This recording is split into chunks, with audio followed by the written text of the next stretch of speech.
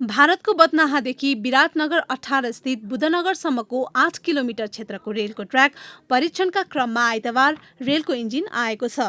निर्माण कम्पनी इर्कनका पदाधिकारी, भारतीय रेल विभागका अधिकारी सवार इन्जिन भारतको बदनाहादेखि नेपालको कस्टम यार्डसम्म आएको हो।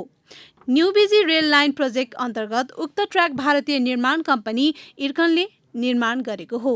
नेपालले रेल लाइनमा पर्ने जग्गा हस्तान्तरण गरे अबको 1.5 वर्षभित्र कटहरीसम्म रेल पुग्नेछ। ये नेपाल सरकार के तरफ से इसको हम लोग जल्दी से मुहैया करा के ट्रेन चालू करने वाले हैं और अभी तक हम लोग का विराटनगर का लैंड भी हैंड ओवर नहीं हुआ है। जितना जल्दी होगा हम लोग उम्मीद करते हैं 1 साल में कर देंगे। भारतीय 373 करोड रुपैयाँ लागतमा निर्माण भइरहेको उक्त परियोजनाले हालसम्म 235 करोड बजेट खर्च भइसकेको र बदनाहादेखि बुधनगरसम्म 95% काम भएको उक्त कम्पनीले जनाएको छ। भेडियारीसम्म रेलको नियमित सञ्चालनको लागि भने अझै 45 दिन लाग्ने निर्माण कम्पनीले जनाएको छ। 100% सफल हुआ है और ट्रैक इतना बढ़िया है। 60 kg रेल है, 60 kg स्लीपर है।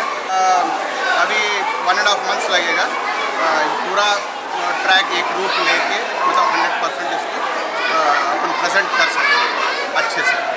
भारतको बदनाहादेखि नेपालको कटहरीसम्म 18.6 किलोमिटर रहेको छ। नेपालतर्फको कटहरीमा जग्गा मुआब्जा विवादका कारण कामले गति लिन भने सकेको थिएन। यद्यपि उक्त विवाद हाल समाधान भइसकेको छ। मोरङबाट बिनु तिमिल सिन्हाको रिपोर्ट।